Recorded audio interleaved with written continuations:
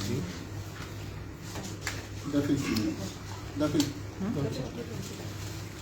bon? C'est bon? Tu ne peux pas tenir. Madame, bon, qu'est-ce que oui, attention, attention. Non, c'est pas bon. Bon, parce que...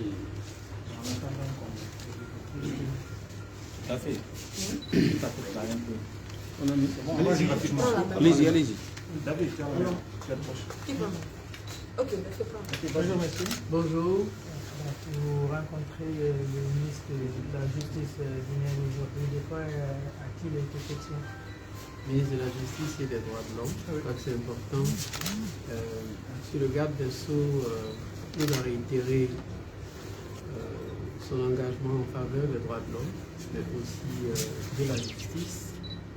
Et donc, nous étions venus d'abord témoigner la disponibilité et l'engagement des Nations Unies à accompagner le gouvernement de la République guinéenne en matière des droits de l'homme à travers son ministère. Et nous nous sommes réjouis de la convergence d'analyse, mais aussi de la disponibilité du ministre à traduire les vœux du président de la transition, du chef de l'État, en matière d'état de droit, en matière de justice et de protection des droits de l'homme dans la réalité. Allez-y. Qui d'autre? Qui d'autre? Bon. Présentez-vous, s'il vous plaît. Voilà, c'est Patrice Barre, oui. Je connais bien Patrice Barre, je suis le représentant du Haut-Commissariat des Nations Unies aux droits de l'homme. Maintenant, au sortir de cette rencontre, est-ce que vous êtes rassuré quant au respect des droits de l'homme en Guinée? J'ai rencontré un ministre d'action. Je pense que un ministre d'action, on l'apprécie à l'action. La question de la protection et de la promotion des droits de l'homme est un chemin qui requiert beaucoup d'étapes, mais qui commence par la volonté politique. Je me réjouis de l'engagement très clair du garde des Sceaux, ministre de la Justice et des droits de l'homme dans ce sens-là. Je crois que c'est déjà un très bon départ. Et j'ai compris aussi qu'il n'a pas eu de temps à perdre dès sa nomination pour se familiariser très rapidement avec les dossiers qui sont les plus importants. Je dois rappeler que la Guinée a accepté volontairement les 203 recommandations du Conseil des droits de l'homme sur 213 qui lui avaient été formulées en 2020. Et nous, de la famille des Nations Unies, de la communauté internationale, de façon générale, sommes là pour accompagner la Guinée à faire face à ces obligations-là. Ce sont ces éléments que nous utilisons pour apprécier l'état des droits de l'homme dans un pays. Et ce n'est pas seulement en Guinée, c'est comme ça se fait partout dans le monde.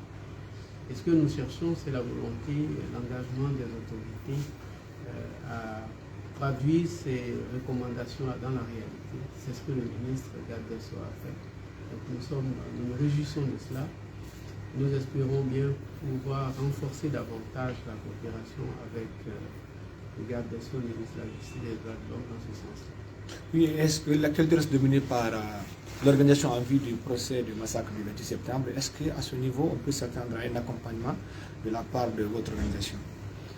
Vous savez qu'en fait, depuis 2010 que le Haut-Commissariat des Nations Unies pour les droits de l'homme a ouvert ses bureaux, l'accompagnement en vue de la tenue de ce procès fait partie de nos priorités.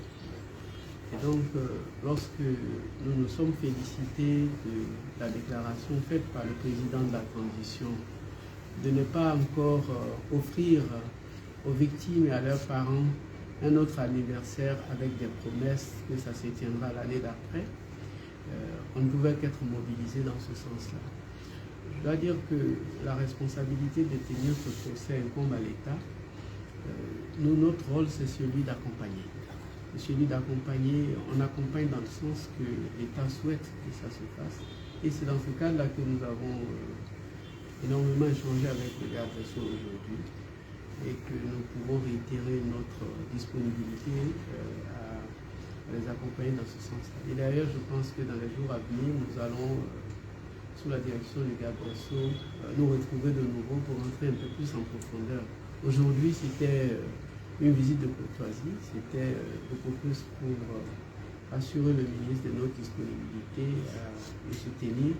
Mais dans les jours qui viennent, nous aurons plus de temps pour rentrer un peu plus en profondeur dans ce que nous attendions tous, non seulement pour les victimes, pour les familles, mais aussi pour la nation guinéenne. Il est important de faire face à son destin, de faire face au bas et au haut, d'en tirer des leçons pour pouvoir avancer. Et donc pour nous, c'est un grand moment. Nous ne ménagerons aucun moyen, en tout cas, pour jouer le rôle qui sera celui des Nations Unies en vue de la tenue de ce procès. Merci, merci, monsieur. Monsieur le ministre. Merci beaucoup. Au revoir, mesdames, monsieur le ministre. Oui, je crois qu'il y a des questions. Oui. Ils veulent un vous. Voilà, okay. Voilà. Moi, j'aurais besoin de cette photo. C'est bon. Un instant. Ok, alors, allez-y. C'est bon. Ok. C'est bon. Merci beaucoup. Merci bien. Merci. Allez, merci beaucoup, M. Bal. Allez, merci. Ok, au Merci revoir. bien.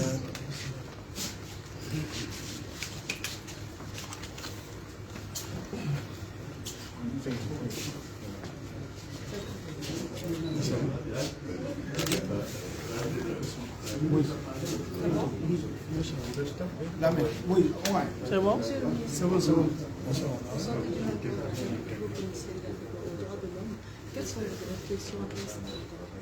Bon, d'abord, je vous remercie de l'attention que vous portez aux activités du ministère de la Justice et des droits de l'homme depuis ma prise de fonction. Vous ne resterez pas sans savoir qu'il est de coutume, à chaque fois qu'il y a à la tête du département de la justice un nouveau ministre de la Justice, garde des Sceaux, que les institutions qui évoluent dans le domaine des questions relevant des droits de l'homme puissent lui rendre une visite de courtoisie pour lui témoigner tout leur engagement d'accompagnement du gouvernement guinéen à travers le département de la justice. Après avoir reçu l'ambassadeur des États-Unis, les parents, l'association des victimes dans le dossier du procès du 28 septembre et tant d'autres organismes nationaux et internationaux, aujourd'hui nous avons eu l'honneur de recevoir le représentant du Haut-Commissariat des Nations Unies pour les droits de l'homme. Il était question, entre autres, de parler d'une manière générale des questions de l'homme dans notre pays, parce que vous ne resterez pas sans savoir que la République de Guinée fait partie de cette grande famille des Nations Unies et que nous avons pris des engagements internationaux avec des recommandations fermes. Je crois qu'avec la volonté de Monsieur le Président de la transition, colonel Mamadi Doumbouya, président de la République, chef suprême des armées, les questions de droits de l'homme doivent être prises en compte dans toutes nos actions prioritaires. Et l'une des raisons d'ailleurs pour laquelle nous sommes engagés par rapport à la tenue très prochaine du procès du 28 septembre, dont vous avez suivi tout le parcours quant à l'organisation matérielle de ce procès. Une fois de plus, nous sortons vraiment très contents de l'engagement de la communauté internationale à accompagner le gouvernement de la République de Guinée à travers le département de la justice pour ce qui est la mise en œuvre des différentes recommandations formulées auxquelles la Guinée, comme il vous l'a soigné, a volontairement souscrit dans le cadre du respect de la protection et de la promotion des droits humains dans notre pays. C'est bon?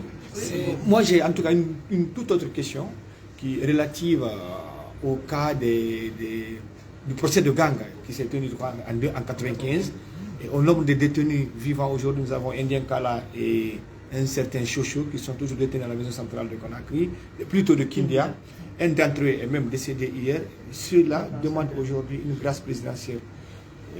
Est-ce que là-dessus, vous pouvez faire parler du visage humain de la justice? Bon, d'accord. Bon, ce qui est fondamental quand même, c'est l'occasion de présenter à la famille de M. Papa qui est décédé. Papa Sangaré.